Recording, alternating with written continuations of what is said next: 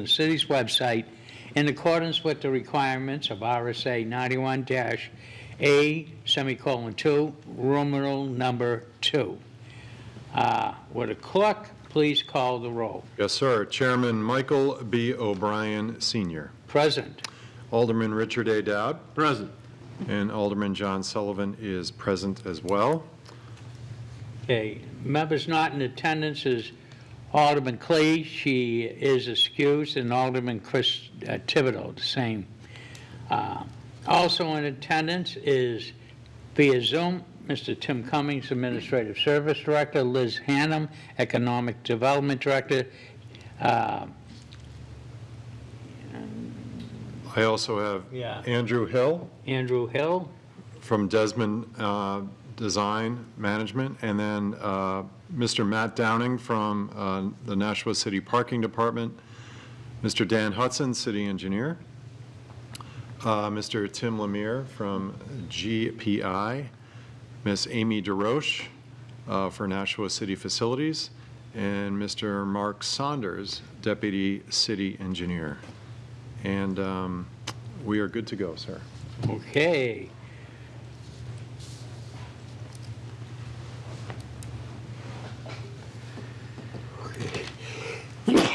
Excuse me. Okay, now open up to public comment. Anybody would like discuss any items that are on the agenda? Okay, seeing none, moving on to discussions and presentations. We do have 3. Director Cummings, I'll recognize you for the presentations. Yes, thank you, Mr. Chairman, and I do apologize for not being there in person this evening. For the record, Tim Cummings, Director of Administrative Services, and I asked for some agenda time this evening to provide the committee a general update on some various projects that are going on in the city. So first we have, I believe, a general construction progress update with the owner's project manager, Tim Lemire, relative to the Elm and High Street garages. And then we have some of the engineering team with us this evening to talk about some of the various transportation and infrastructure projects that they have going on, and exactly and hopefully to provide you all exactly where they are in their process and provide a status update on those projects. And I'm sure we'll go through them one by one in the next few minutes, but I want to tease out and call particular attention to West Pearl Street, because one of the issues I'd like to bring forward this evening for conversation purposes is the idea of moving the West Pearl Street project forward. I had heard very clearly from the Board of Aldermen in previous meetings that there might not be an appetite to appropriate additional funds or bond monies for this project when there is the quote-unquote school street TIF monies available. And so that is an avenue we could pursue, and I wanted to kind of, when the time comes, get into a little bit of a conversation on that after City Engineer Hudson gives an update and an overview. With that being said, Mr. Chairman, I'd like to hand it off to Mr. Lemire at this time. Mr. Lemire. Great. Thank you, Mr. Chairman. And as Director Cummings mentioned, I'm Tim Lemire, the OPM for the Elm Street and High Street parking garage projects. So I'll just do a brief status update of this project. So currently, this is the current project phasing is been presented previously. We had an emergency repairs project last year, and that current status is 100% complete, and we will be closing that contract out this winter. Phase 1 is the structural repairs for both Elm and High Street garages, and that is currently about 30% complete at the moment. And anyone can see the staging moving around the garages as they make their repairs. Phase 2 is the Elm Street office renovation, and that is currently at the schematic design phase of our architectural design, and we are currently going through a cost estimating exercise for that phase. Phase 3 is the building facade and wayfinding project of both garages, Elm and High Street, And that is currently at the building assessment phase. So we've had our consultant come in, and they are in the process of providing us an assessment of what is necessary on both structures. The project budget that we have currently is, fortunately, is unchanged. We have the emergency repairs is now a final contract number, and that was not funded out of the $15 million bond. Just phases 1, 2, and 3 are accounted for in the bond.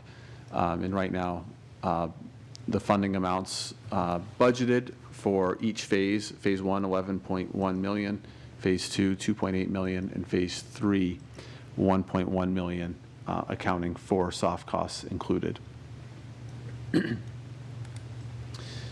And current project progress for each phase. Phase 1, as anyone could observe in the garages, the shoring moves as the contractor moves along and makes the necessary concrete repairs.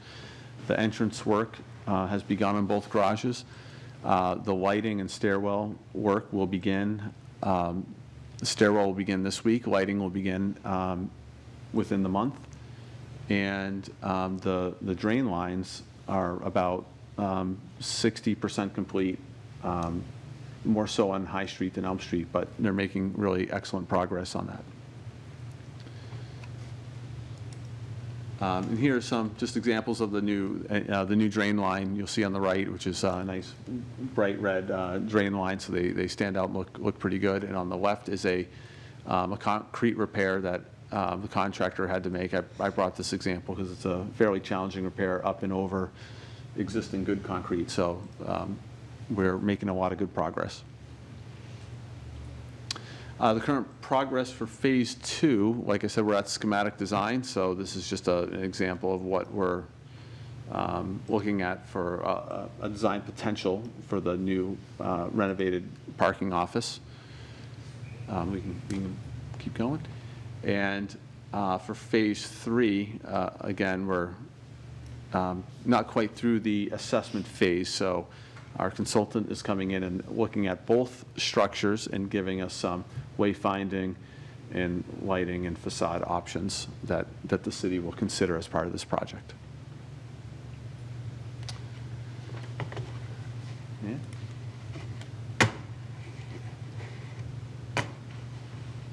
And I believe that was my last slide for At the end of it? presentations. Okay, I'll open up to questions. Any questions from committee members? I have one. Alderman Sullivan, Well, I'm going to try to, put it on a piece of paper. Would it work better? Oh, boy. nope.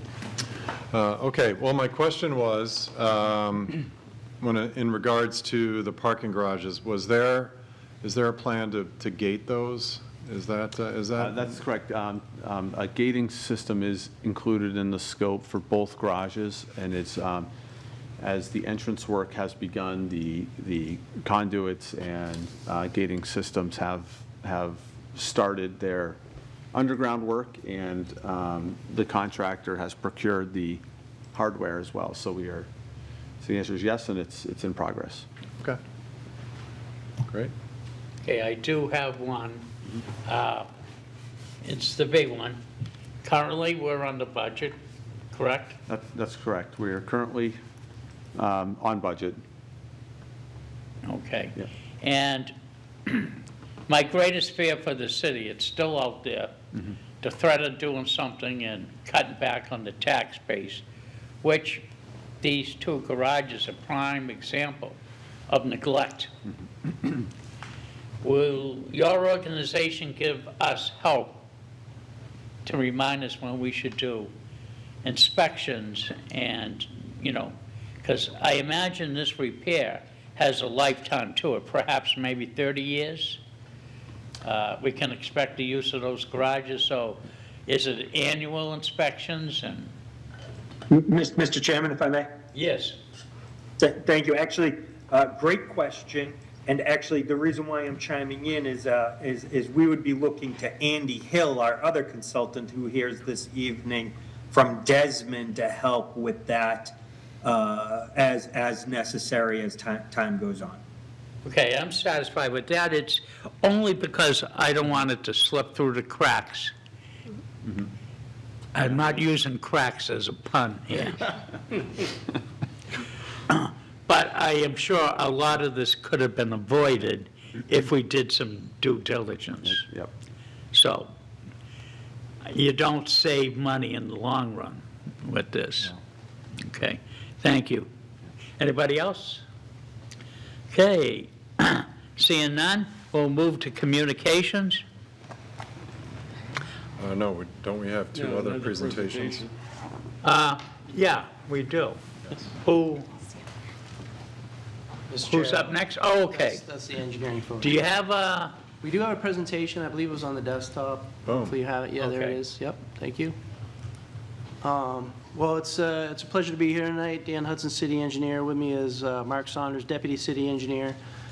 This slide says we're coming for transportation projects update. Transportation in this case is vehicular, but as well as pedestrian, bicycle, and other modes of travel.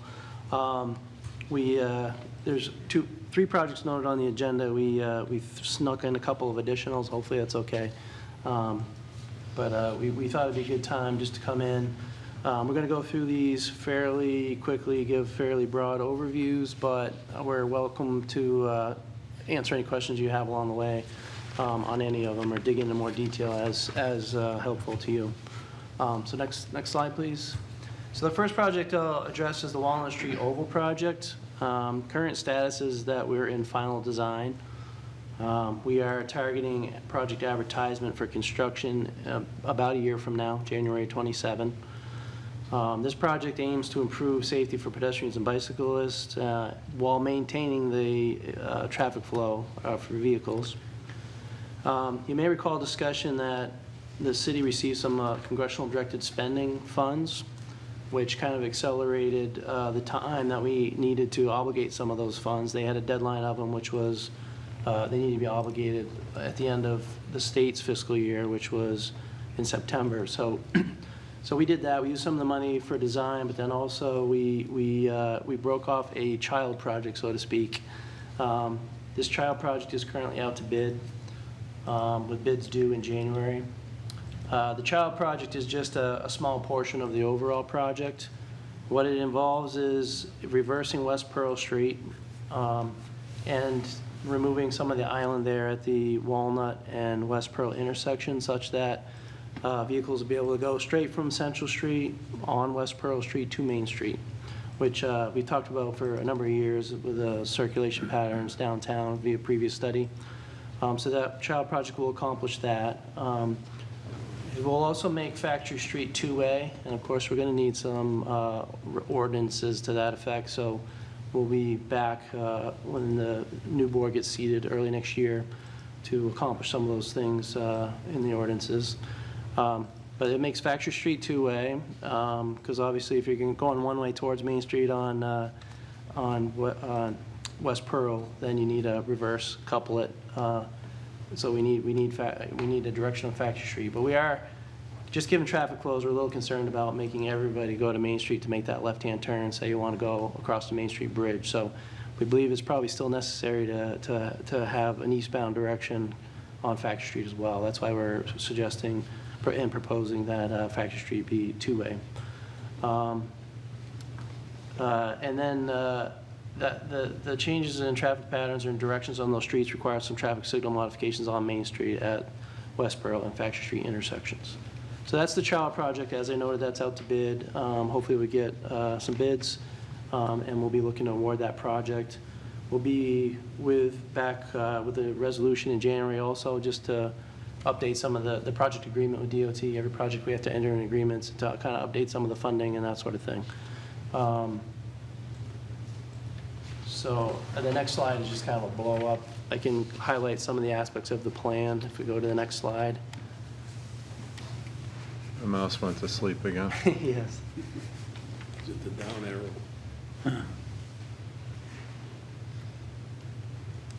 Everything's sleeping. It's not behaving. I'll start to speak to it. Hopefully we can get the blow up eventually. But This figure, as you can see, kind of a smaller version on the screen, but on this figure, north is to the right side of the figure, so Factory Street's on the bottom right of the figure, Central Street's on the upper left. As you come in via Central Street into this oval area, we plan for a small roundabout. This roundabout will have a flush island, kind of like the one that over on Cherrywood that was modified when they did some of the new middle school over there. But that'll kind of help to provide the movements there, but also control and slow some of the traffic coming into this area. Then we have the connection over to West Pearl Street. I mentioned that before. The rest of the oval, the pattern stays the same. It's still going to be the same circulatory pattern, but we're going to reduce from 2 lanes to 1 lane around the oval. That'll help calm traffic, provide some additional space for parking and bikes and peds. On this figure, you can see purple, those are sidewalks. We kind of envision a track, not really a running track or anything, but a circular track within the oval, so if people want to go, on their lunch break and walk the oval, take a couple laps, get some steps in, that'll be available, but also it'll provide all the connections to all the points around the oval. And then I mentioned the connection to Factory Street, so we're still making all the same street connections, all the movements are the same, we're just trying to control slow traffic, make it a more pedestrian friendly environment, a safer environment for everybody in that area. Yep. Can I ask a question while we're still on Please, this? because I'm getting ready to go on to the next one. Have you, although today it's questionable where Myrtle Street comes into it, but it does in a way. I see by your concept, I don't see any allowance for Myrtle Street. And I'm wondering, because Myrtle Street's getting somewhat important because of the development that we made at the end of it, towards the Pine Street, going to the bridge. So your points on that? Yeah, thank you. So Myrtle Street, I don't believe you can drive all the way through. I think there's a fence there. I could be wrong, but certainly the public street does end. It's a hammerhead there, so Okay. you can't drive all the way through. Yeah, you can't drive. So you cannot drive You to can't that? drive Right, through. correct. We would like to be, for pedestrians to be able to get through there, but I think there may be a fence prohibiting that, if I recall correctly. So right now, and that public right-of-way ends, unfortunately, that was discontinued previously, so there is no connection all the way through to the oval. But we're providing, driveway connections, what's shown on this figure, and we've been discussing with abutters some of these factors, and these may change, but we show consolidating their 2 driveways into 1 driveway, reconfiguring the parking a little bit there to make some movements better and parking a little more orderly there. But yeah, that's what I have on that. I'd be happy to address any other questions on the oval project. Alderman Dowd? What's the status on Water Street? And when you change Factory to 2-way, how does that affect Water Street? Great question. So as you recall, and Alderman Dowd's alluding to, we have an ordinance already approved to make Water Street 1-way from Main Street to Factory Street. It is our intention to do that. We were waiting for some riverfront project work to be completed. We also, at some point, need to rehabilitate the Water Street Bridge, and then we're looking at some sewer work in that area as well. But those projects will come forward and speak with you in more detail another time. The site distance is a little challenging coming off of Water Street, and so the plan at that intersection is to make it an all-way stop. Currently, you folks have already approved making Water Street a stop condition, but because there's a building on the corner and it's a little hard site distance-wise, you wouldn't be able to see somebody coming on Factory Street at speed if you're on Water Street. There's not quite enough site distance, so we're proposing to make that an all-way stop intersection. Given that most of the traffic flow probably will be going down West Pearl Street, because they'll be able to go there and make the turn on Main Street. There'll be less traffic over on Factory Street. So I think that's going to work perfectly fine. Our consultant modeled it, but that is the plan for the Water Street, Factory Street intersection. Follow. Follow up? And when we make Factory Street 2-way, how do we lose parking on either side? So we don't, because there's 2 lanes there today. It's kind of, you come off of you come off the oval, there's a two-way pattern, then you get to Factory Street, and there's kind of two lanes of width there. So it's envisioned that that parking would stay largely the same, you know, parallel parking on the side of the street. I know there have been visions of adding additional parking on Factory Street. This two-way pattern, you know, maybe isn't conducive to that, unfortunately, but we'll just have to see, like, when we open this, we'll have to see how much traffic backs up on West Pearl Street versus Factory Street, and kind of reassess, can we go to that full one-way street couplets, you know, where Factory Street can just be from Main Street towards the Oval. And if that can be made that way sometime, then maybe that would open up some additional opportunities to add parking there.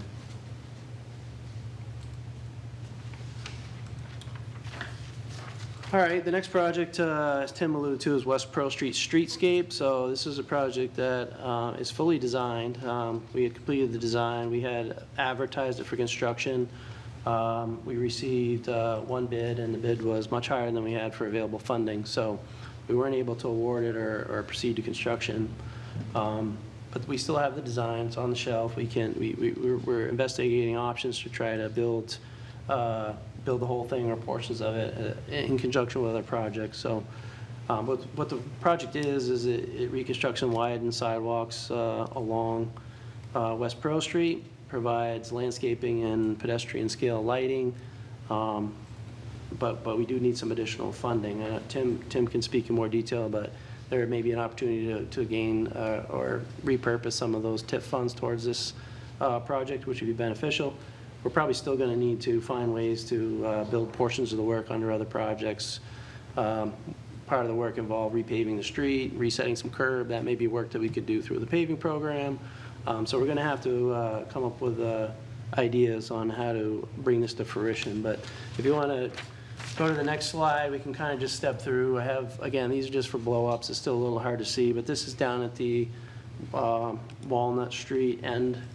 This is kind of 1/3 of the project, but it bumps some curb out there, retains the on-street parking, provides some planters.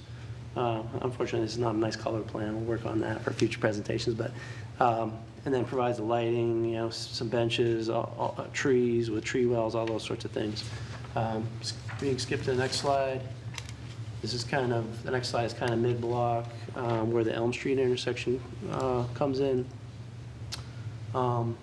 When this design was done, this design was set up so it could work with any traffic pattern we had, whether it was remain the current configuration westbound or reversed to eastbound, because the lanes can be used in either direction while not impacting the parking or the other landscape features that are proposed. The final slide just shows the end as it approaches Main Street. Clearly, if we reverse traffic, then at Main Street, we're going to need those two lanes divvied up into turn lanes. So there'll be a left turn lane, and we'll work on the configuration, whether that's a second left and a right lane or just a right lane. That we'll figure out and establish. But that's kind of the West Pearl Street Streetscape project. I'd be happy to address any questions about that. Seeing none, I'll skip to the next project, which is the East Hollis Bridge Street intersection, also referred to as the gateway. Yep. If I could, I'm sorry, Mr. Chairman, if I could, I don't know if you want to have the particular conversation I was looking to have now, or if you'd like to wait till the end. No, let's have it now.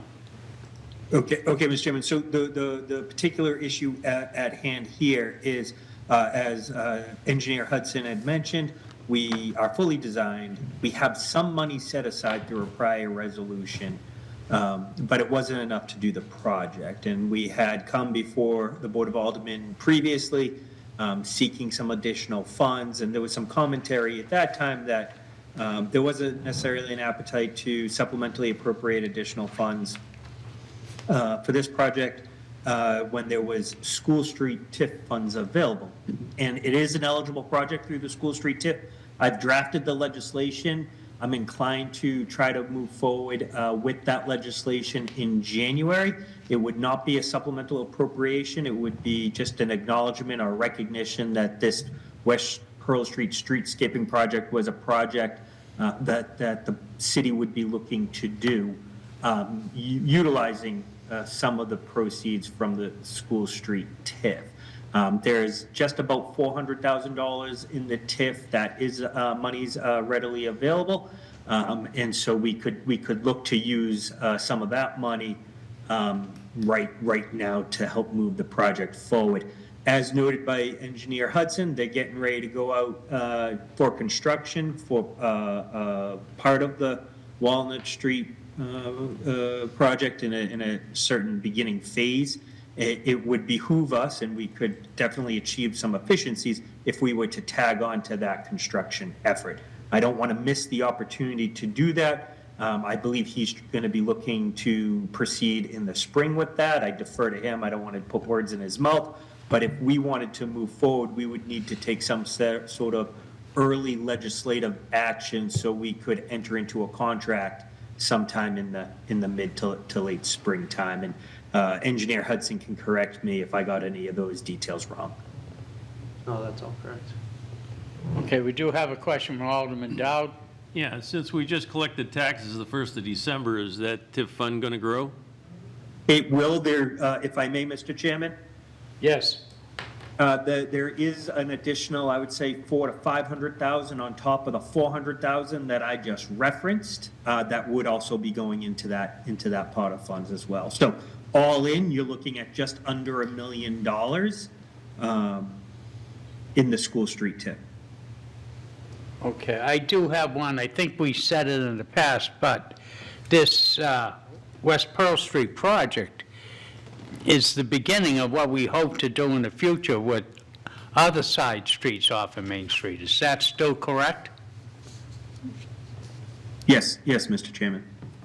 And in my opinion, be a great asset to many people on the side streets that own businesses. So it's enhancing the economic structure of downtown. So, okay, thank you. Any other questions? Okay, moving on to the, No, Mr. Chairman, so I just want to make sure I'm not hearing any strong opposition, so should I suggest that this is a plausible pathway forward? yeah, I mean, can't call for a real vote, but a straw vote. Am I correct? Yeah, we have Alderman Sullivan? I would, Director Cummings, if I could, I would just appreciate maybe a memo of understanding to kind of memorialize what you put down there as far as what the project originally had slated for funds, and then what you'd be adding to it, and then the total cost, if you wouldn't mind putting that just down on paper so we have it. Happy to. Great. Okay, and I'm in agreement, Mr. Cummings, so I think you get your marching orders. Well, All right, well, thank you for your time. Alderman Dowd? yeah, I think you got 3 people here in favor of it, but that's 3 out of 15. I think you probably need to put the whole plan together and address it to the new board, just so that everybody's up to speed on what we're trying to do. And to that end, we would be filing the legislation in January. But one of the things I want to do before we file the legislation in January, and I'm glad to see that Alderman Lopez has joined us via Zoom, is I'd like to make sure we have a neighborhood and a tight meeting to ensure that folks are aware of it, because this project has gone a little dormant. And if we are going to resurrect it, of course, I don't want to necessarily resurrect it if there isn't really an appetite. So we'll work through those various details over the next coming weeks, but certainly I'll be trying to move forward with this project in January. Okay. Next. Mr. Hudson? Thank you, Mr. Chair. So the next project we'll highlight is the East Hollis Street, Bridge Street intersection project, also known as the Gateway Project. This is just west of the bridges that connect us with Hudson over the Merrimack River. The gateway into Nashville from that part of the city, so to speak. The current status is that we're in final design. We're also getting ready to enter in a right-of-way phase. This project is funded largely with federal funds through the DOT LPA program, and there's a specific right-of-way process we need to follow as part of that via the Uniform Act. So we'll be entering into that. Most of what we need for right-of-way is fairly minor, some very small easements and that sort of thing, for some minor widening and things like that. So we hope that process will go well, and we'll be able to achieve our target project advertisement date, which is going to be towards the end of summer 2026. The project, if you were familiar with the project years ago, it looked a bit different. It was kind of a circular pattern with a roadway cutting through it, almost like a do not enter sign or something like that. But it's changed, and that was in large part because it was discovered there was asbestos in most of the area of the intersection, which was really going to drive the cost of the project up. This project is a little unique. $3.6 million of it is going to be 100% funded by federal and state funds. Normally, these projects are 80-20, but that was a really an arrangement we were able to make in establishing the project years ago. Our current estimate is above that, so we're going to push into above the 100% funds into what the current agreement notes as an 80-20 relationship. So we will need to obligate some city matching funds, but it will be pennies on the dollar, so to speak, relative to the total cost versus what the city share is.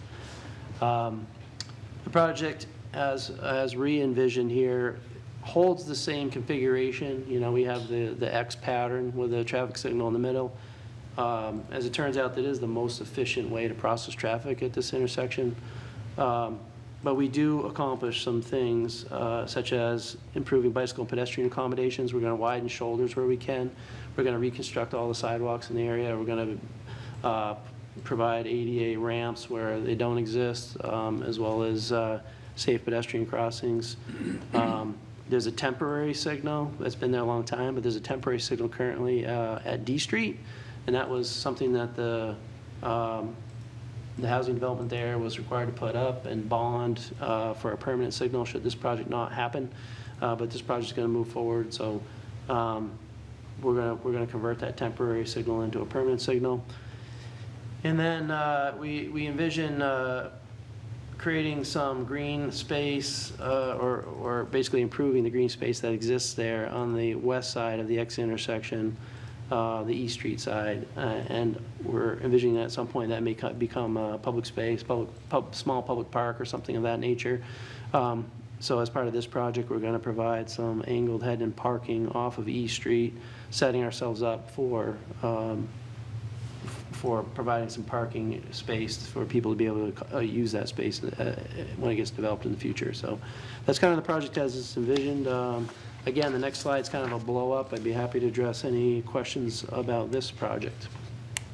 Question. Alderman Sullivan. Thank you.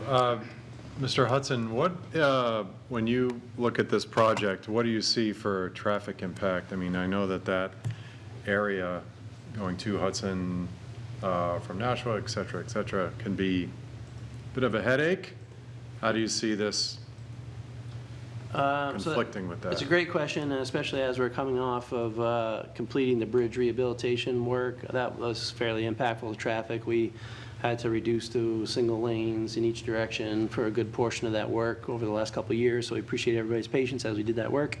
That project is almost done. We just need to replace the light poles, so you'll see some additional activity out there in the coming weeks, but it's only to replace the light poles, which is the last aspect of that project.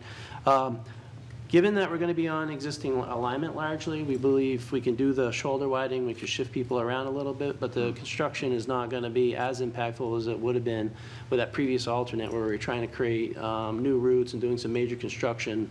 That would have been, I think, more disruptive. So okay. Every construction project is somewhat disruptive, and this will be as well, but we believe we'll be able to manage traffic and as we did with the bridge project, keep things flowing. There will be some impacts, but hopefully it won't be too significant. Okay, thank you. Welcome. Earlier, Mr. Hudson, was discussed of a potential kiddie park. Is that still discussable? Yeah, I see that green space that abuts East Street. I think we'll have to go through a process of deciding what gets done there. A kiddie park may be a very appropriate activity because of the size. It's not huge, but it is good size for that. As we clean up the asbestos, we're going to create like a berm again along the roadway and cap all that. So it'll probably, what we envision is it'll create kind of a nice little semi-natural barrier there from the roadway traffic, hopefully make that feel like a more inviting space. So there are lots of options there. Given that this is DOT funding, they're not going to build the kiddie park for us, but we're pushing as far as we can with creating all pedestrian connections and adding that parking in, setting ourselves up to do something like that in the future. Yeah, because from when I first saw these plans to now, we have built several structures in the former main manufacturing area. So kids must play, so. Yeah, I agree. That area of the city is. And it is walkable, yes. Yeah, that area of the city is due some space for activity for everybody that lives in that area. I agree. All right, well, if there's no more questions, I'm going to turn over to Deputy City Engineer Saunders to cover the remaining couple projects. Thank you. Good evening. For the record, Mark Saunders, Deputy City Engineer. The first project I have before you is much like the last one. It's in that final design right-of-way phase. This is the Heritage Rail Trail East. This is an extension of the current rail trail. It's going to be west of Main Street. This is going to extend that rail trail approximately 3/4 of a mile from Main Street down to Denton Street, with the last piece wrapping around the recently renovated Henry Hangar building. It's proposed to be a 10-foot wide paved path to support multiple uses. As a part of this project, there'll be drainage upgrades, lighting, landscaping, trail crossing improvements, and upgrades to the Commercial Street Bridge. So as I just said before, the project is in final design, and we are underway with right-of-way effort with New Hampshire DOT. This project is an 80-20 split, with the 20% being the local match.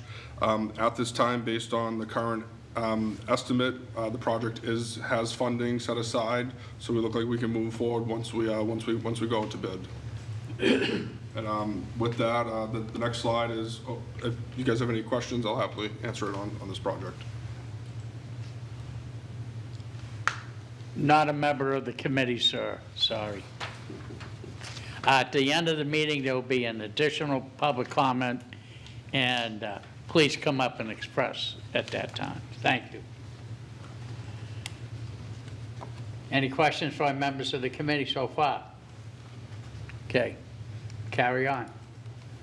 So the next project before you is the Lock Street and Whitney Street Bike Ped project. This project is not as far along in the process as the previous two. This is currently in the engineering study. So about a year ago, we held a local concerns meeting to kick off this engineering study, and with that, we heard from local residents within the area, and then we're trying to incorporate that into a design. At this point, we believe the alterations are going to be to widen sidewalk on one side, make the other side ADA compliant, turn Lock Street and Whitney Street into a one-way couple, and add bike lanes and parking. Addition to that, we do look to improve some crossings and have some potential bump outs. As I said before, this is still in that engineering study. We haven't come to a proposed action at this point. We're hoping in the early winter, in the next couple of months, we can have a proposed action meeting and have a more formal plan of how we would like to move forward with this project. I would like to go back to turning these into a one-way couple. We are still working with local services to make sure there's no diminishing service, specifically PD, fire, and transit. As of right now, the funding for the project, the DOT, we have it programmed at $1.2 million. We do have the local match available. However, looking at the scope of project, we believe it's going to come in a little higher. That's why we went into that engineering study, to get a better scope of where we're going to be at, and we would like to bring this to the New Hampshire DOT's estimate review committee to potentially increase the budget at that 80-20 split. That is to come at a later date once the engineering study is complete. At that time, I'll happily answer any questions that I can with this one, but it is still in its infancy. I'm just glad you're in communication, particularly with fire, because that's a going-to point from the Amber Street station, so see what they have to say, it's kind of critical. Usually with the fire, time is of the essence, Yes. So, Mr. Chair, that's what we have for you tonight, but we appreciate the time, and as we continue to progress these projects, we'll be back before you with additional specifics, but, and we'll bring other projects as they evolve and for your information, but appreciate the time and for us to share these updates, and we'll be back. Are you staying to the end of the meeting? I wasn't planning to, but I'm happy to meet the gentleman in the hall. Yeah, and ask I think questions. what I'll extend the courtesy, break a little bit of the rules. We'll give Come on up, sir, I'll give you 3 minutes. Oh, fair enough. Can you just state your name and address, even though I know who you are? Peter Schaefer, 15 E Street, and I was wondering about the rail trail extension. I know one of the issues was that I think the city didn't have the full right-of-way to everything at some point. I was wondering whether that's been resolved. Yeah, so we're going into that right-of-way phase. As of right now, there's 11 properties that either need a temporary or permanent easement. With that being, 4 properties need that permanent easement. We're going through fair market evaluations to look and work with the property owners. With that being said, everything we're looking for, it's very small and minor in nature, just to install a sign or install a rapid flashing beacon. Thank you very much. Okay, thank you, Mr. Schaefer. Okay, thank you, gentlemen, Thank you very appreciate it. Okay. Now we'll move to communications. Communications have been received from Jill Stansfield, Parking Manager, regarding introduction of technical memorandum on proposed amendment to Zone 1 parking meter hours. Communication received from Andrew S. Hill, Senior Associate, Desmond Design Management, regarding analysis regarding proposed changes to Zone 1 enforcement hours. And one communication from Sam Durfee, AICP Planning Manager, regarding referral from the Board of Aldermen on Resolution R-25221 relative to tax deeded property auction. Okay, there being no objection, I'll accept the communications and place them on file. Without objection, I'll suspend the rules to allow for a communication that was received after the agenda was prepared. To the clerk. We received communication from Liz Hannum, Economic Development Director, and Matt Sullivan, Community Development Director, regarding portable restroom rental proposal. Okay, very good. There being no objection, I'll accept the communications and place them on file. Unfinished business, There is none. new business resolutions. R-25221, relative to tax deeded property auction. I would like to make a motion to recommend final passage, please. Okay. Any discussion on the motion? Alderman Dowd. Isn't this the one that we, at the full board, indefinitely postponed, which would make this not even eligible to be on the agenda? Mr. Cummings. If I may, Mr. Chairman, I believe that was legislation sponsored by Mr. Moran, Alderman Moran. Yes, Okay. yes, if I may. All right, so I did receive a communication from Mr. Moran to ask to indefinitely postpone. So, It was for 025-072. 72. This is legislation sponsored by Mayor Donchis. Yes.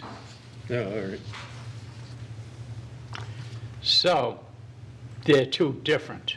Okay, Yes, yes. this one we're taking up. Yes. Okay. Yes. Okay. So we If I have, may, Mr. Chairman, yes. let me know when you're ready. Yeah, okay, we're going to go with the positive recommendation of final passage. Director Cummings.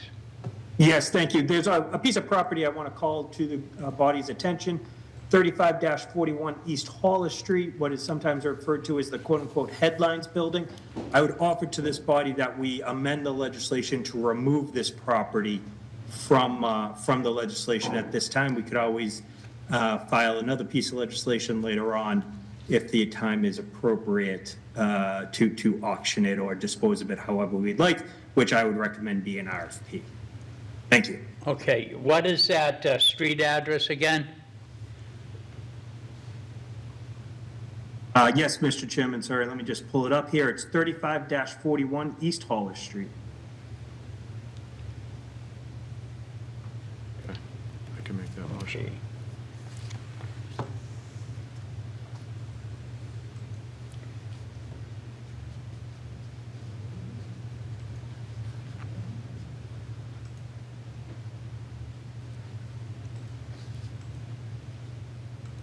Okay, Alderman Sullivan, do you want to? Yes, Mr. Chairman, I'd like to make a motion to amend R25-221 by removing the property 35-41 East Hollis Street from the list of tax deeded property auctions, please.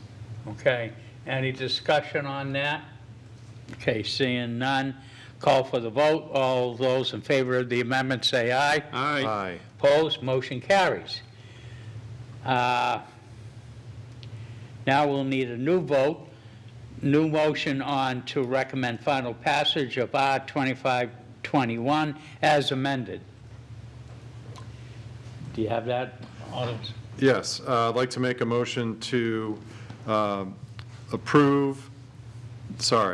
to recommend final passage of R25-221 as amended.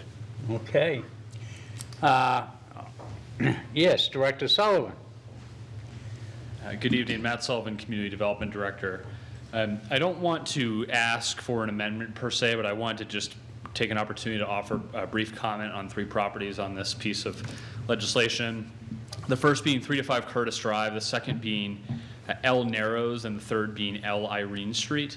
While these land properties, if you will, are included on this list, it's my intent as part of the process that will take place subsequent to this resolution being passed by the Board of Aldermen, with really an eye towards conservation and land protection, to instead seek that the city retain ownership of these properties. So while this legislation gives the city the right to auction these properties off, it's my expectation that through further consultation with the Conservation Commission, legal counsel, and the Tax Collection Office, that I am going to attempt to work to retain these properties based on their natural resource value. So again, there's no issue with the legislation in front of you. We have the right to auction should this legislation pass, but my expectation is to try and work to secure these properties for long-term protection. Thank you. Okay, Alderman Sullivan. So I understand the process properly, Director Sullivan. Sure. This legislation takes all properties listed, X the one we just took out, but then that transfers ownership to the city, and at that point, because of back taxes, as we've mentioned in the legislation. However, you mentioned that the next step typically in the process is we have the right to auction those off. In the properties that you mentioned, we will forego that right. If I could just add a couple clarifying comments. So these properties in front of you have already been deeded by the city of Nashua. The action that you're taking this evening is to basically authorize the city to then subsequently auction those properties off. You're giving the right to auction. Okay.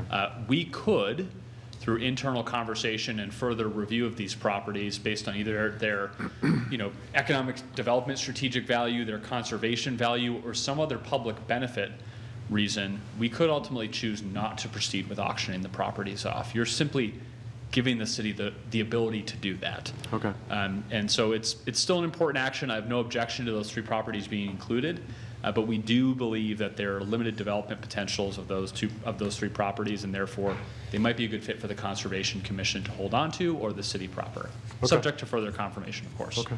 Thank you. Thank you. Okay. So now we're back to the vote.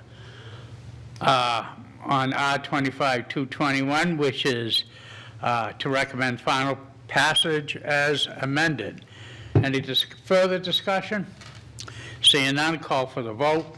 All those in favor signify by saying aye. Aye. Opposed? Motion carries. New business ordinances. New business ordinance 025-083, amending the parking meter times in Zone 1. I would Okay. like to make a motion to recommend final passage of 025-083.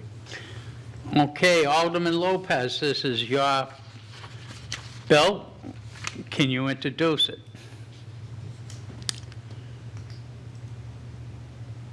Yep, sorry, I just had to get off on mute here. So I have heard back from a lot of the downtown residents and the businesses that changing the parking time from 7 to 9 p.m. has adversely impacted their business, particularly restaurants that might be serving later, places that have events or activities like music or karaoke, that kind of stuff. Generally, that happens later because during the 5 to 7 period, they're serving dinner, and they're deliberately providing amenities, activities, and experiences for people later because the restaurants are open until 1, largely. Over the years, as Alderman, I've heard repeatedly that it's frustrating to the public when they go downtown and all the restaurants are closed and there isn't any activity going on. And we've invested a lot economically in making sure that we have a vibrant downtown. You know, we try to decorate storefronts, we put out Christmas lights, we sponsor or fund special events like the Holiday Stroll to have that vibrant downtown. But if most of the year people are not participating downtown and businesses can't operate effectively or efficiently in the evening time frame, you contribute to the consistent perception that there's nothing going on downtown, it's dead, it's not exciting. And what has been pointed out to me by a lot of the businesses and residents is by raising the parking time, we've shifted the attention and the focus away from making downtown a vibrant, location and more towards taxing people and charging them, for parking. You've created basically an imaginary timer in people's minds that, okay, well now I'm paying for this space, between 7 and 9, and literally to go downtown to Nashua to spend money or to, recreate or do things with, my neighbors, there's a disincentive. I might as well go to other places or other areas. There are other parts of Nashua that people can recreate, and I've heard from a lot of the residents that they're starting to go to those places instead because the parking isn't problematic. It's not on their mind. They don't have to scan an app when they're going in. All those kind of things. So we have clearly prioritized making the parking department more productive. And, from a fiscal perspective, that makes sense because we have had issues maintaining the parking garages and we need to make sure that we're paying for staff. There's a desire potentially for more staff, so that needs to be funded. So it's understood that increasing the available revenue is desirable, but I think we're paying for it a different way. Residents particularly, who might use downtown parking, which per Desmond's study is not for them. It's for, I guess, the productive use of economic things, but not people who live there. They find that they can't park their car at all on any of the streets in any of Zone 1 until later at night, beyond the point where you come home from work, you're sitting down for the night or whatever. Not everybody wants to go out at 9 and park their car. They're not all necessarily going to be there all night, but it does affect how their guests are. It does affect when they're inviting people, and I've heard from constituents that they're less likely to invite people downtown because they'll have to pay for it, and then they'll have to go back out and, feed the meter until 9, or at least that's the perception. So I've heard from residents that live downtown that moving it to 9 has adversely affected them. I've heard from businesses that they're not getting as much business out of it. We've also had, as aldermen, multiple outreaches from some of the businesses. I think Peddler's Daughter was one of the most vocal, that their staff have to pay. And this is an area that specifically Desmond acknowledges, but is indifferent to, I think.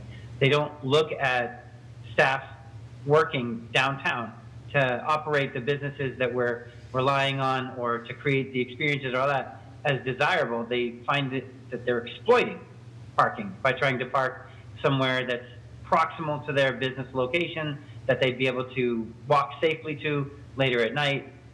It's a priority for Desmond to have everybody park in the parking garages, regardless of how close the businesses are to that parking garage, what the road conditions are. For example, right now, downtown, the parking department and the streets department and DPW has done a great job of cleaning the streets, but not the curb cuts, not the intersection parts. There's a lot of snowbanks that will literally block you from crossing the road. That's something that somebody working until 1 and then having to clean up has to navigate in the middle of the night when it's very cold. So they don't really want to park 5-6 blocks away at the parking garage. So while Desmond and the parking focus was on utilization and encouraging people to go use those garages, I don't think it necessarily, or at least I'm not hearing from people, considers the other people who are using the parking downtown or the other priorities we need to acknowledge as a city. The last aspect that I wanted to point out was the ticketing, providing a deterrent to people coming back. When somebody gets ticketed, they feel unwelcome. They feel like now they have to do paperwork. Now they've done something wrong and they have to go to City Hall to straighten it out. And in even tonight's communication, it's been indicated that there's a lot of ticketing. There's like 24, 25 on a nightly basis. And while that might be good for revenue generation, not good for our brand downtown as a place that's open for people to come to, a place that's welcoming. And there's a lot of other factors that have been coming into play that downtown's struggling with, particularly the cost of food products going up, the cost of beverages, tariffs, all that kind of stuff, where their overhead is shrinking. And now we're reducing the people who regularly come in. We're reducing the number of people that those regulars might invite because we're trying to generate revenue. I think we need to look at a different form of revenue generation, particularly in the zones that I've identified. And I think we need to acknowledge that there needs to be more use and recognition of parking as an amenity rather than just an income source. Okay, thank you, Alderman.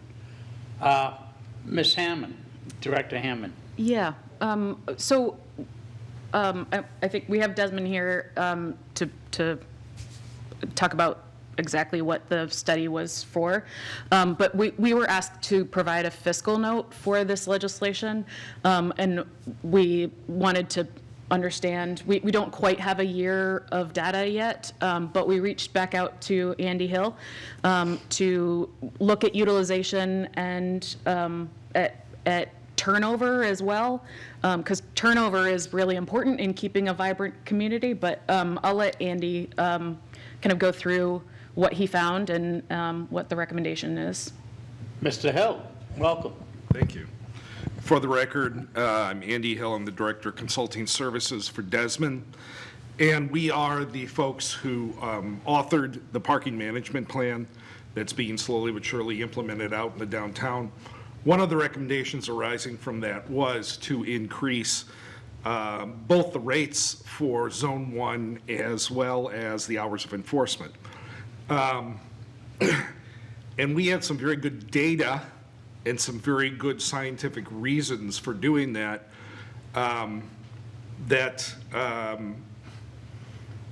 do not have any basis in vernacular and have all basis in reality.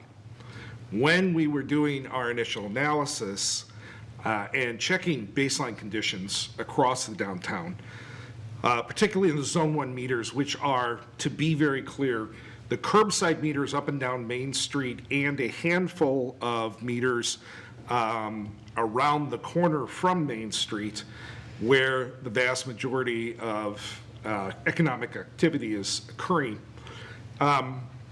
Even as far back as 2022, in the fall of 2022, we're noticing very high levels of utilization, particularly on Saturday days and Saturday evenings, which was not necessarily significantly alarming to us at that point in time, but we were very much aware of 3 critical trends that were occurring up and down Main Street that were likely to change that dynamic. The first of those was the ongoing construction of the Performing Arts Center, which was going to bring a significant amount of tidal demand into the downtown later in the evening than the current regulations had the ability to address.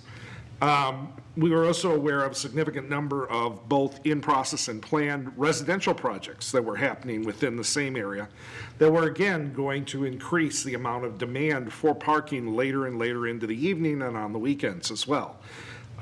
Finally, we were also acutely aware of the general shift that we were starting to see in commercial space up and down the Main Street corridor, which was migrating away from traditional soft goods retail, which primarily experienced its largest demand during working business hours, and more over to dining and entertainment, which again pushes that demand further and further into the evening. In addition to all of this, we had also gone through a fairly extensive stakeholder process as we were looking at this data and putting context to this data. And one of the things that we had heard multiple times was that it was very hard to secure a parking space up and down Main Street, even at that time, because enforcement ended early in the evening and you had a lot of employees that were coming in working later in the evening that had no problem contributing $1 or $2 to finish out the length of stay within the hours of enforcement without issue, and then have that parking space right at the front door available to them later into the evening. We have no problem with folks parking at the front door. We want to see that happen. However, we also know from over 50 years of experience that parking at the front door is something that everybody wants to do, and you can't accommodate everybody. We know from experience in other downtowns that have failed that if you do not accommodate discretionary users, particularly patrons, visitors, folks who are coming to the area for the first time, and provide them that curbside spaces, not only will they perceive the street as being full and go somewhere else, but when they go home, they will tell their neighbors as well. And you will see an erosion in the amount of repeat activity that you're seeing. Inversely, while we understand employees have significant concerns about both cost and safety, employees are also typically far more familiar with the area, and because they are parking day by day in and out of the area, have far more capability to identify where those cheap or free open and available spaces are that are maybe a block or 2 off of the front door, and the ability to pilot between those spaces and their place of business. So if we have to make a decision between who we're going to accommodate at the front door, best practice and experience and conventional wisdom tell us we really want those spaces to be available to those patrons as they show up, because they're the ones who will never come back. In addition, as I had mentioned in some of the stakeholder work that we had done, we had heard from multiple business owners and residents living in the area that they were significantly frustrated because they saw very little turnover, especially later into the evening up and down Main Street when they were looking for available and open spaces, when their customers were looking for available and open spaces. In order to test this and see how viable this was, we actually went out the weekend of Valentine's Day in 2023. And we went out particularly that evening because the Performing Arts Center had not opened yet, the flats had not opened yet, so we were still dealing very much with a baseline set of conditions, but we also knew that this was one of the busiest weekends of the year for couples going out to dine out and celebrate Valentine's Day. So if we wanted to see conditions when things were under duress, this was the proper weekend to go out. We went out and we not only did hourly counts through the course of the evening and the day, but we also went out and did license plate inventories so that we could go back and compare which vehicles were parked where and for what length of time going up and down Main Street as well, to see if there was any validity with this question of folks dwelling for long periods at the curb. What we found was that there was some validity to folks dwelling for long periods at the curbs. Vast majority of folks that we inventoried on that Saturday and Sunday tended to stay for just a couple of hours. Those spaces turned over on a fairly regular basis. It was very highly utilized through that area for the average individual who came driving into Main Street that afternoon or evening. They were likely to perceive Main Street as being full on multiple block faces, even though there may have been one or two available spaces because they were running at 85% or higher occupancy. And when we talk about the difference between perceptive capacity and actual capacity, it's nights like this that we focus on the perceptive capacity issue, because if you go out there right now, you'll find a certain number of spaces that during high summer are available for use have been taken out of circulation at this point because they've accumulated snow or ice. So you want that cushion somewhere in there. And you have to be very concerned when, under good conditions, summer conditions, if you will, you're already running at 85 and 90%. And what we saw was a lot of block faces, a lot of Main Street that was running at 85 and 90%. We also saw somewhere between 5 and 10% of the vehicles that were parked there were parked way in excess of 2 hours, 4 hours, 6 hours, 8 hours. And they were occupying spaces that were in front of some of the same businesses that I'm sure are very concerned right now about availability and turnover in front of their businesses. What we were very aware of is these conditions were just going to continue to be exacerbated going forward. So when we started talking about strategic recommendations, one of the strategic recommendations was, let's change the length of stay from 90 minutes to 2 hours, because frankly, that's what people are staying for right now anyhow. And it will be more business friendly and more friendly to people's actual habits at this point in time. But let's raise the rates just a little bit on these very in-demand spaces, hold the line on the spaces that are just a block or so off in other zone segments, so that there is some slightly more availability curbside parking in these areas that are in high demand. And we've created a cost savings incentives for the folks who can park a little further, and the folks who are concerned about paying a little bit more to be at the front door. We've now given them options to go to, and we had checked to make sure that there was capacity, and there was significant capacity in some of those other side streets that were under zones, in the other lots and the other garages, et cetera. And then we said, well, Performing Arts Center is coming. We know that that's going to push the demand curve later into the day. We probably need to make sure that we're enforcing later into the day to make sure that we're not having this dwelling issue that exists right now when the parking gets cut off at 6 o'clock at night. So we went forward with these. Recommendations, and we wanted to definitely influence decision-making behavior up in Main Street. We didn't want to displace anybody. We wanted to make sure that folks who might be displaced had available parking within a block or so distance at a cheaper rate, but make those spaces available going forward, especially when there were events at the Performing Arts Center once it opened. When this issue came up, we were asked to take a look at this and examine this again now that we had real hard data. The flats were open, the Performing Arts Center was up and open and operating, and we went back into the field. Now, if we had been wrong about our recommendations, what we had expected to find was, as we went into field, utilization would have gone down.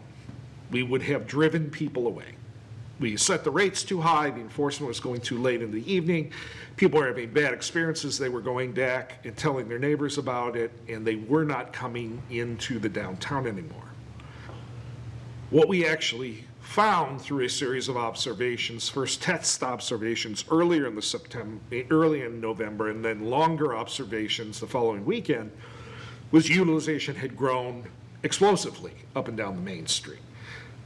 We were now seeing aggregate utilization rates in the Zone 1 spaces here, not just above 85%, but up into 100% and 100+% during certain hours, and later into the evening. These were numbers that we were seeing not at 5 or 6 o'clock, but at 7 or 8 o'clock at night, on the Friday night, on the Saturday night as well. We had also seen utilization go up significantly in some of the off-street parking areas that were directly adjacent to Zone 1. The good news is it had gone up, in some cases as much as 20-25% over the last time we had done these types of counts, but there was still significant capacity available, 60 to 70% as far as that goes, and again at a lower price point. So as we looked at all of this, the impression that we got when we came back is, here is a downtown that did change as we expected it to do, and is being used very vibrantly, has a very high level of utilization that does not necessarily seem to be turning anybody away. There is migration from some of those on-street areas into the off-street areas, which is shown by the growth as we look at the conditions pre this benchmark and under this benchmark right now. So again, the system as we understand it is working. The numbers say people are coming, that folks are self-selecting, and the observations that we made in terms of length of stay and turnover also seemed to suggest that was happening. We had good compliance up and down Zone 1. People were staying as long as they were supposed to, but not overstaying. Those spaces were opening up and becoming available to folks as they came in late to the show or late to dinner or something along those lines. And people were being accommodated. So as we looked at all of these recommendations, the first thought was there's balance within the parking system. There are multiple options for multiple different users, each according to what their greatest needs are. Is everybody happy with this? No. I'm in the parking business. I'm not pizza. I don't make everybody happy. There are always going to be people who wish they were closer to their destination, they had a better walking path, etc. My job is to try and create enough options and alternatives for them out there that folks can find accommodation where they're looking for it. And that they can still find a place to park. It may not be right at their front door. It may be a block away in a garage or a lot, but there's still parking that's available. And all the data that we collected seemed to indicate that was happening. When we looked at what happens if we reverse this and we start to look at rolling back these hours of enforcement, our anticipation is that what you're going to see is you're going to see block faces that are already running in the high 80s to 90s to up to 100% on performance nights, now completely overparked. The area would be in utter deadlock because there's no incentive at that point for turnover. There's no incentive for folks to seek out cheaper parking in that area. So everybody is competing just for those front-end spots. And over time, the problem will solve itself because people will have a bad experience. They will stop coming down to patronize. Utilization rates will fall for those curbside spaces because those businesses and those venues will be deprived of their patronage. In looking finally at what we thought the potential cost was, we took a look at actual utilization numbers and did some basic math to figure out how much money we're leaving on the table in terms of meters, how much money we're leaving on the table in terms of lost ticket revenues. And there was a considerable loss there that, as I understand it, based on the methodology we used and calculated, was very similar to the numbers that the parking department used within their own methodology, which from a appraisal standpoint suggests a high level of confidence in both of those numbers when you're coming at it from two different ways and landing at the same place. And certainly, especially given that the city has taken on over an $8 million investment in improving their infrastructure here, having that money that could be used to continue to maintain that improved infrastructure or offset that debt service, now not in the circulation, is an issue. Because somewhere along the line, somebody's still got to make payments on those bonds. And my assumption is if parking revenue is not going toward that, then increased property taxes potentially is, or some other source as far as it goes. And this is a concern, but the bigger concern that I have, that Desmond has, is we're starting to see a downtown that is increasingly more and more utilized, more and more busy, more and more congested, and therefore requires more active management in order to make sure that all users are being accommodated. And what we're hearing for is an appeal to actually take away from some of that regulation, which in our experience is just going to lead to chaos and eventually this very decline that's being rumored is occurring right now because of the policies that have been put in place. In my defense, again, you have an 8-page memo or 9-page memo in front of you that has hard data that backs up everything that I'm saying. With all due respect to Alderman Lopez, what I heard was a lot of vernacular and a lot of hearsay about what is occurring there, but I didn't hear a lot of hard evidence that businesses are failing, sales tax is in decline, anything along those lines. This sounds like a lot of the same rumors and statements that we've heard in this community when we came in 2021, that we've heard in other communities. And the bottom line is, I have to go by what I can see, and what I can see is an area that has a lot of utilization right now and needs as much regulation as is appropriate in order to make sure that it's accommodating all the users in a fair and equitable manner. And I believe that we have that here. I believe if you repeal this, you're not going to achieve your objectives, and you're going to end up costing the city significant money in the short term in lost revenues associated with parking, significant money in the longer term in lost patronage and lost businesses. And that's a full summary of my deposition at this point in time. Okay. Ms. Hammond, anybody else in your team want to? I think we're just here for questions. Okay. Yep. We may have one for you. Okay. Alderman Dowd. Yeah, a couple things. First of all, after 9 o'clock, they can park on Main Street for free? Okay. Yes. There's two things. One, I'm inclined to vote for this just to get it to the full board, because 3 people making a decision for 15 is still not what I'd like to see. And the other thing is, if this thing is passed tonight, it goes to the full board on the 23rd. By the time it's implemented, we're into the next year's board, which is possibly a whole bunch of different opinions on this. So I'd prefer it would have waited till after the 4th of January. The other thing is, I think that there are, well, 2 things were stated. One was people living on Main Street don't want to go out after 9 o'clock to park their car. Okay. And the other thing was that restaurants, they wanted their employees to park in front. No, they don't.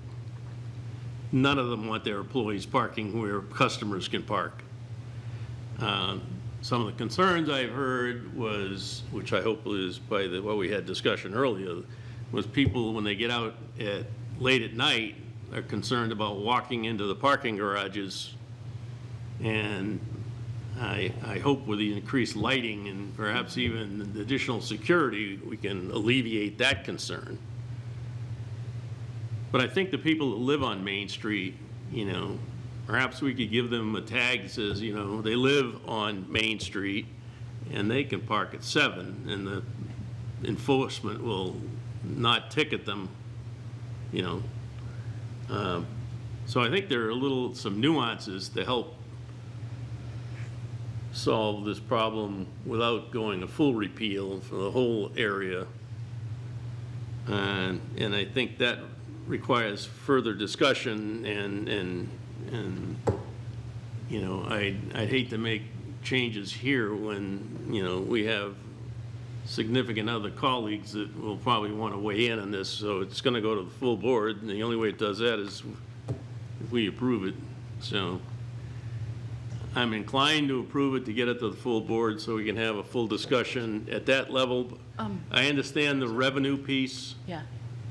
but, I think that if somebody lives on Main Street, that we can accommodate them a little bit. I don't know how many people live on Main Street and how many parking spaces they're going to take up.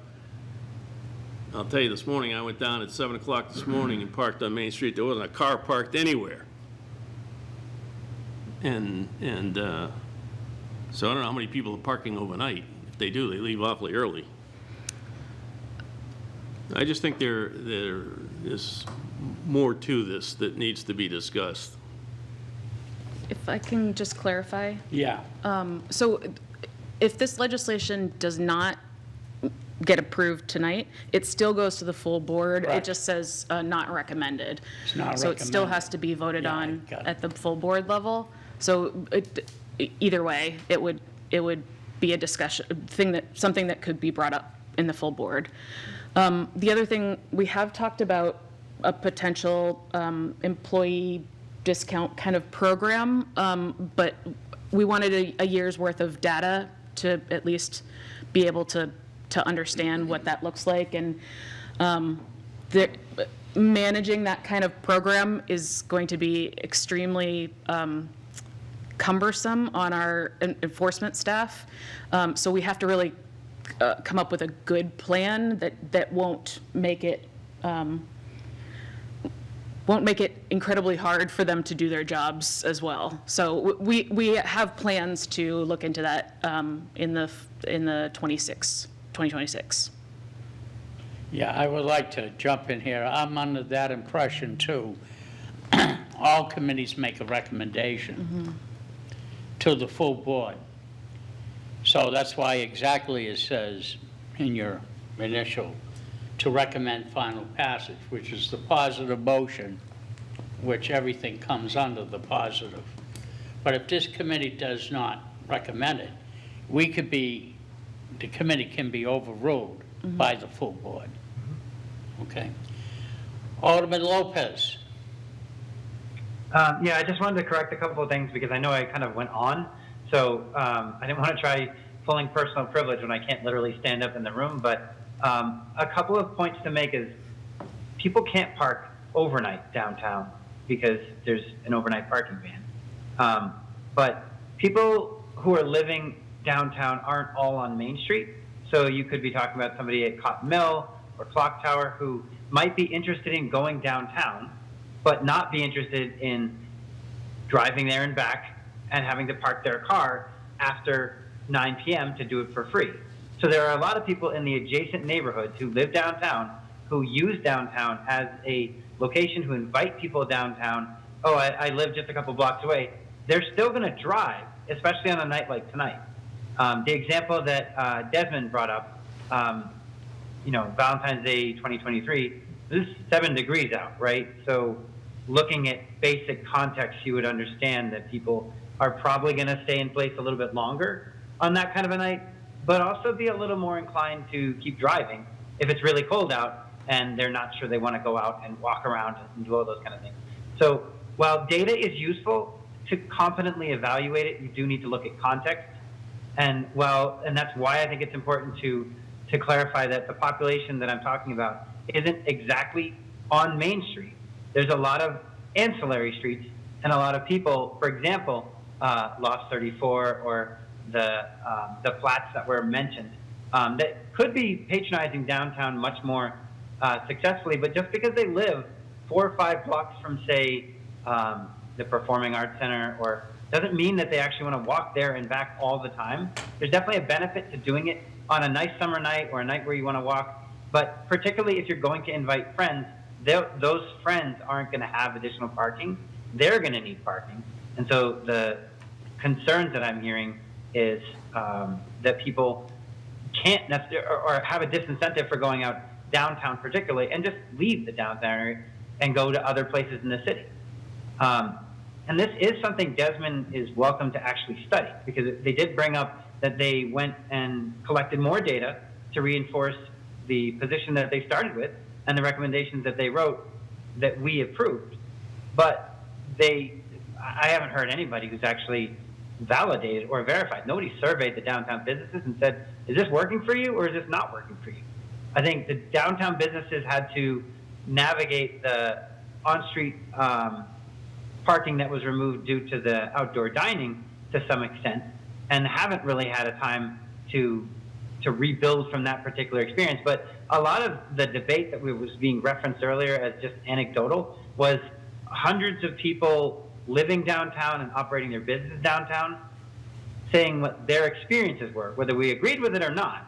And as the downtown alderman, I mean, I really don't always agree with what people say on one side or the other. I think the truth is definitely in the middle.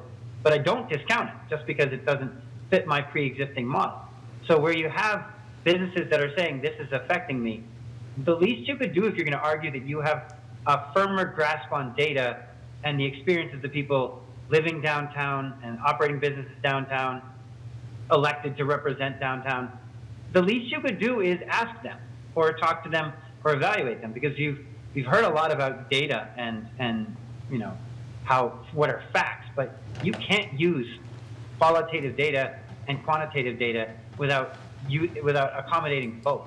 So if we've only been collecting quantitative data, and we're saying, well, we have the numbers, and that's the only reality that there is, and the numbers are collected entirely based on the premise that a lot of people downtown is a bad thing, and that we want these cars to be moved into the garages and not on Main Street, then the numbers will bear that out.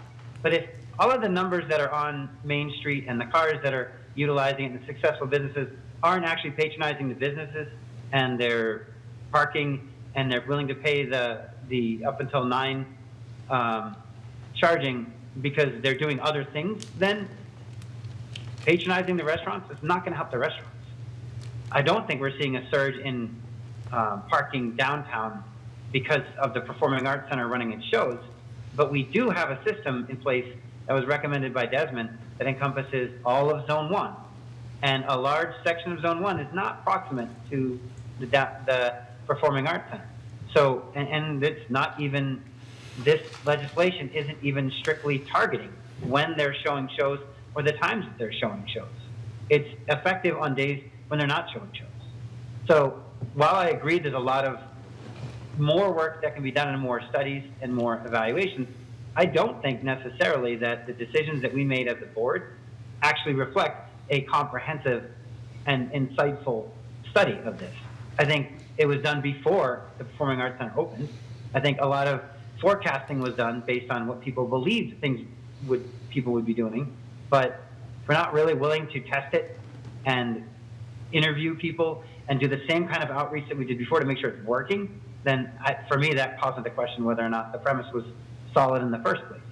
I do think that the Performing Arts Center and all of the additional buildings that we built have increased the population downtown overall, and I do think we need to manage the parking. But there's a lot of areas that haven't really been addressed in even the comments that were made previously. It was mentioned that the flats were open and that people were now living in the flats. It wasn't really commented on, and I'm not exactly sure what the impact is, of the garage in the flats has been largely inaccessible for most of the time that we're looking at these trends. And the 2 garages that we have right now have been undergoing construction all summer and, as recently as a couple of weeks ago. So public perception of, are those available, are they accessible to the average person going downtown? I don't think that's favorable. I think a lot of people don't necessarily view the parking garages as an option. And so if the parking garages aren't an option for them and they have to pay to use places, straight downtown and nearby, then I think that's a disincentive. And I think I've been borne out by the number of people who contacted me. And I would point out, for what it's worth to anybody here, I do live downtown. I do see these streets every single night, not the annual evaluation and the counting of cars, but, the experience that you would get if you were there and had represented them for 10 years and, had close relationships with all of these places, for what that's worth. But that is, again, that's qualitative, not quantitative. So there is some validity to saying that, statistically speaking, I didn't go out and reproduce the data that the city of Nashville paid Desmond to do. I would also point out that that's not my job. That's his job.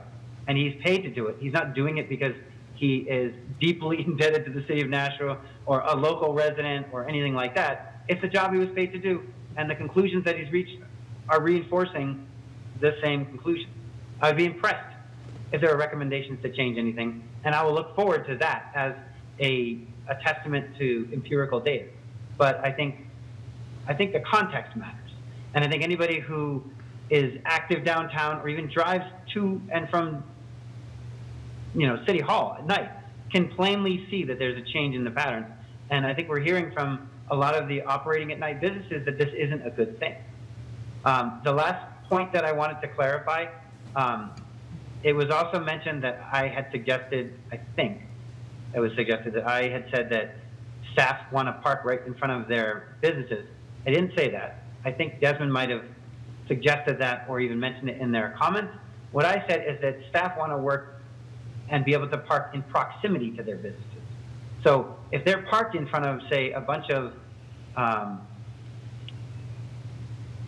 retail outlets retail stores that are closed during the evening time and have open parking because they're not anywhere near a restaurant, then that's not occupying business space that's being used. That's not somebody working at Peddlers parking in front so nobody can park there, and now Peddlers doesn't like that. I think Peddlers would be the first to say, hey, can you move your car? We need people to actually come in here. It's a slow night. On the other hand, if there's parking in front of a bridge nearby, then that's not necessarily actively used or blocking parking or creating any kind of negative perception. And that's not a perfect example, because what I was trying to articulate is some of the people who are working at night that are complaining talk about having to walk 3 or 4 blocks, thousands of feet even, to get to where their cars can park. And that they don't like. But that doesn't mean that they need to be parked in the front door. It just means there needs to be some kind of reasonable solution. So I appreciate one of the previous speakers making note of the people who live downtown and how this might be affecting them. I have also spoken to Director Hannum about the possibility of using Placer AI data or some other mechanisms that were discussed in the Downtown Improvement Committee to figure out how we can actually accommodate people who do work downtown, because we need them too. And as much as it could be one man's assumption, I guess, that a person isn't going to fail to return if they can't find parking if they work a place versus somebody who wants to have dinner and doesn't find available parking, I would argue that a person who gets fired for being late probably won't come back downtown, and a person that is constantly trying to move their car or manage it probably has a heavier toll of frustration with the downtown and might decide not to work downtown. And that's where you start to see businesses downtown that can't find cooks or can't find wait staff or can't find people. We need to make sure we're accommodating all of these populations. And while I'm sensitive to the the fiscal aspect of this, that's money we didn't have before. This was kind of billed as just a small change that was made from $1 to $1.50. And I think we heard the public comment that we really jacked the prices up as far as they were concerned, because that's a 30% increase, not a small difference. But going from $0 to park from 7 to 8 to $1.50 is bigger than 30%. I just don't know how to calculate percentages off of 0. So I think context matters here. And while our consultants are helpful in providing information and data, as elected officials, we need to actually look at our communities and see what they're doing. And we need to be listening to our constituents and our business owners and our stakeholders. And I don't think that's unscientific, and I don't think that's listening to rumors. I think it's doing what we're supposed to be doing here. Okay, thank you. Okay, Alderman Sullivan. Yes, I had a question about the fiscal note. Did you take into account the additional inventory we would pick up when the parking garage is open, if we were to make this change? The inventory was not part of our calculations. Our calculation was based on actual utilization. Okay.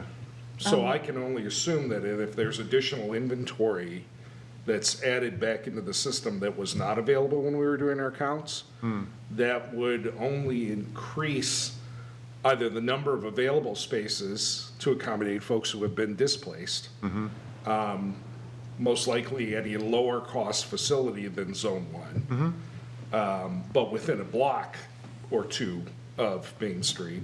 Right.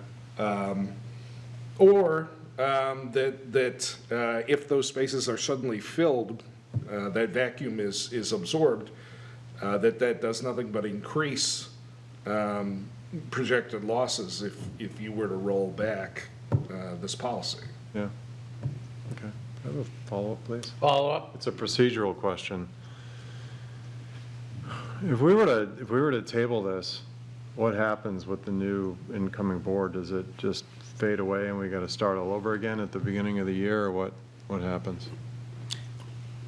Yes. Any legislation that's still on the active after January 4th, it's gone. There is no legislation. It all has to be brought up by the new board. So anything that hasn't been passed is gone. Okay. Yep. All right, I just want to say a couple of things. I think, Ms. Hannum, you could back me up, and Mr. Hill, I think you've seen my presence at the Parking Commission meetings Yes, sir. over the years. We haven't seen everybody else on the board there, but I have been there. I'm not looking for the star on my forehead. But I understand as we go along, we do things, particularly in this circumstances, looking past our nose, looking at the bigger picture, looking at the people that sponsored and this particular bill want overnight parking. But how is that going to occur without a revenue source? Right now, we don't have the manpower in the parking department to enforce it.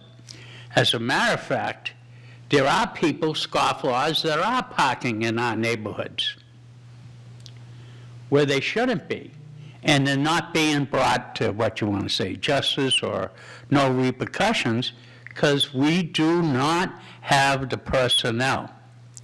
Now, let's also look at the two parking garages. For many different reasons, they went into the point of almost catastrophic disrepair. And we had to take money from the general fund to do this, and we had to do it because it was radical. These buildings were going to fall down, because no matter what every builder tries to fight against is gravity, and gravity was winning. So where can we get the resource? If you look at the definition, what is a parking meter? And if you Google it, it says the intention of a parking meter is to get a flush. And if I was owning the business, I wouldn't want somebody park their car for 10 hours in front of my business if I was open for 10 hours. It's taken away from potential customers. I would appreciate a flush. So we're working along those particular lines and goals to achieve this. Now, unfortunately, sometimes you got to correct the behavioral aspect of it, and kind of gets people's attention. So we went up from $1 to $1.50, but I bet dollars to donuts is cheaper than Boston and cheaper than Manchester. But yet it's a corrective measure to help people get into their habit of properly parking.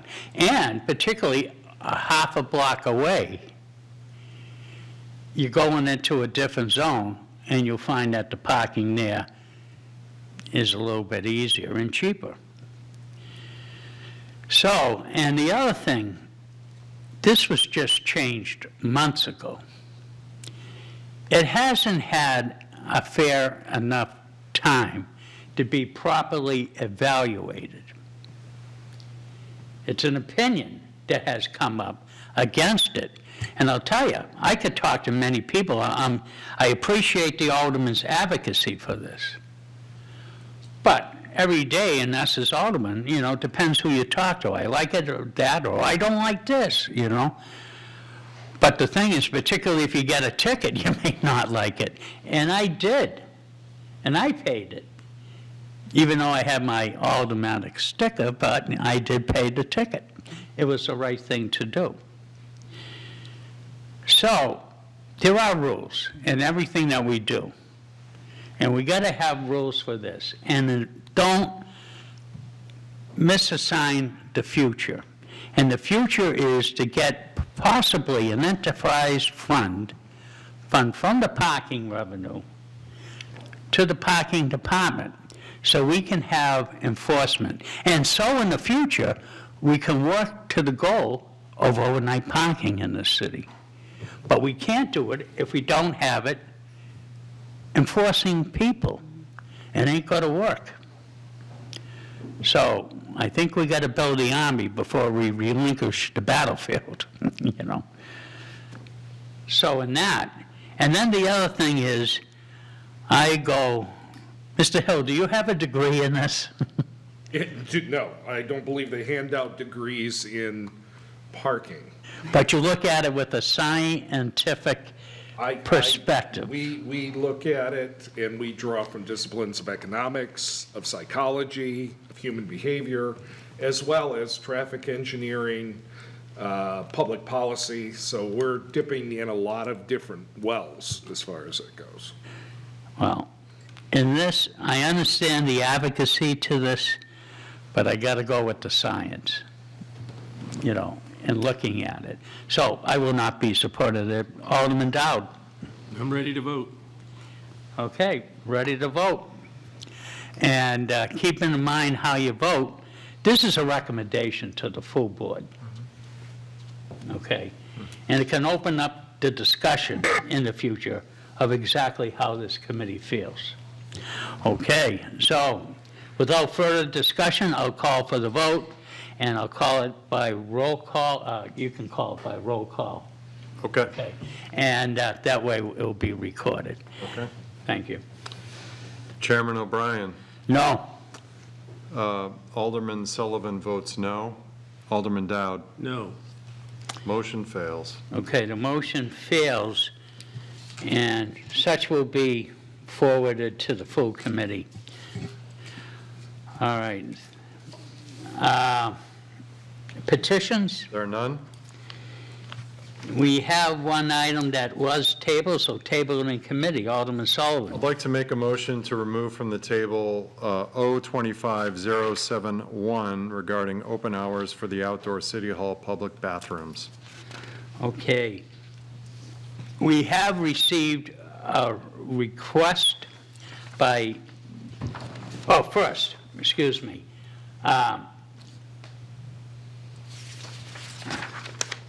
Okay. You can take it off the table. Yeah, we got to take it off the table. So Alderman Sullivan recommends it has taken off the table. All those in favor signify by saying aye. Aye. Oppose? Okay.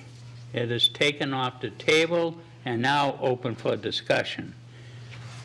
Just to give you An update, I did receive a communication by the prime sponsor, Alderman Clemens, that he wants this to be indefinitely postponed. And it appears on the horizon, Mr. Director Sullivan does have something that goes hand in hand with this. And so why the author did ask for an indefinite postponement. Director Sullivan, can you inform us on what's happening here? Certainly. Matt Sullivan, Community Development Director.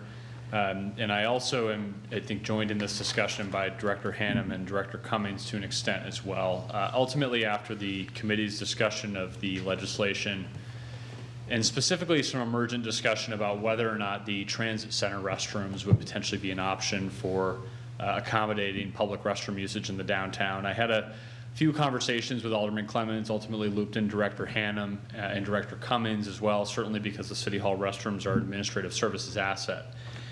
And ultimately, in speaking more directly with Alderman Clemens, the objective fundamentally is to provide public restroom access downtown in a quick but also affordable manner. The options being presented, or the option of this suggested in this legislation, is the City Hall set of restrooms. Number one, those restrooms are not accessible. And number two, I think you found through your committee discussion that it would be a somewhat challenging process to staff those restrooms to the level that I think the committee was expecting or hoping. And further, that the costs associated with doing that would be, albeit not extraordinary, but significant over the remaining fiscal year. And so, in working with Alderman Clemens, we did discuss the transit center restrooms. Similar challenges exist there. We recently invested significant funds in that facility. There are challenges with supervising the transit center restrooms, although they may be ADA accessible. And so ultimately we arrived at what the best solution, I think, is here. And that's what we've recommended in concert with Director Hannum and Director Cummings. And that is to temporarily, during the remainder of the fiscal year, pilot ADA accessible restrooms in the downtown area. You'll note we haven't specified a specific location, but we're going to work on identifying that location or locations over the coming weeks before the end of the calendar year. And to have those cleaned twice weekly to ensure that they are up to the standards that we find acceptable, or certainly that you would find acceptable for use by all individuals and families in the downtown. So we'll work to place those restrooms, get them under contract to have them placed as soon as possible, and hopefully test whether or not there is, in fact, increasing public restroom demand. So we're going to implement that as soon as possible, move more quickly than I think this legislation may have allowed us to, and therefore Alderman Clemens expressed that he was comfortable having this tabled for the time being. But I'm happy to answer any questions that you might have. Recognizing that tonight we don't have specific locations identified, we're going to work to find something that best meets the needs that we've seen and heard from the community. Okay. You may have a question, Alderman Dow. Now, I talked to Alderman Clemens this afternoon, and he asked me to put in a motion to indefinitely postpone this R-25071, so that's my motion for indefinite postponement. Okay. That makes it quick and easy. No need to further discuss that. Yes, Director Sullivan. I just want to make one note for the record, and it's a bit in the weeds or mechanical. I just want to point out that when we do ultimately contract the service, we're going to do this through one of the City Hall departments, whether it be economic development, community development, or administrative services. I'm not going to commit to any funding source at this point in time. As you know, Public Works has a substantial contract for porta potties across the city, but we're going to work to contract this separately so that Public Works is not responsible for the burden of managing this contract, and instead we are within City Hall. Thank you. Okay, that's a pretty good point, which you just brought up. I could see in June a porta potty at the ballpark for the public convenience, but I don't see it in January, you know? Yeah, Mr. Chair, if I may, the Public Works Division and Parks and Rec, certainly, they have a very well-established program and set of locations where they implement public restrooms. We're not attempting to interfere or cause any strain on that contract. So these would be completely separate contracts. Public Works would continue their services, and we would provide those services. Yeah, I understand. I just wonder if we can nickel it down a little bit, you know what I mean? I don't know what happens in January to the ballpark.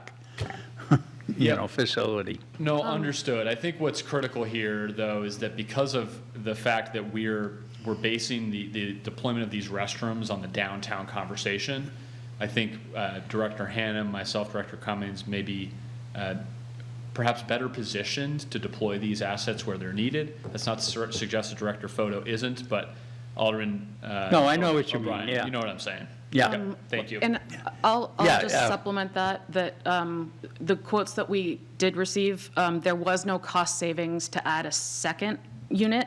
So I think you were trying to kind of get a discount, a bulk discount with DPW. That's my job. Yes, yeah, and what I found is that's not how these work. So I applaud the idea, but Yeah, don't shoot me for trying. yeah, exactly. Okay. All right, anybody else? You're ready to vote. Motion to indefinitely postpone. Yeah, we have a motion by Alderman Dow to indefinitely postpone. Call for the vote. All those in favor signify by saying aye. Aye. Opposed? Motion carries. You have to- Now we'll get into another one that is on the table, has been on the table since 10/22. Alderman Sullivan. I'd like to make a motion to remove from the table O25-072 regarding disposition of real property. Okay, this, like the other one, we did have a request by Alderman Moran, the prime sponsor, to indefinitely postpone. Yes, Alderman Dowd. Did we not take action at the full board to indefinitely postpone, which means this shouldn't even be on the agenda? Correct. We did that last night. And it passed. That's a separate, different piece of legislation. Okay. Very similar, but it's a separate piece. Yeah, and even if it wasn't, I was going to say, still move the vote just to be doubly sure, and then let legal argue it out, Okay, so the motion is, without any other discussion, to remove O2572 from the table. All those in favor signify by saying aye. Aye. Okay, opposed? Motion carries. Now, looking for a motion to indefinitely postpone. Alderman Sullivan? I'd like to make a motion to indefinitely postpone O25-072. Okay. Discussion on the motion. Okay, seeing none, I'll call for the vote. All those in favor signify by saying aye. Aye. Opposed? Motion carries. Okay.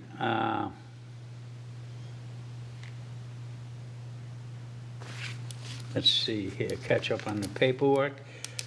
All right, and I think that's it, all that we wish to desire to remove from the table. Hold on for a second to me to catch up. And, okay, at this point, open it up for general discussion.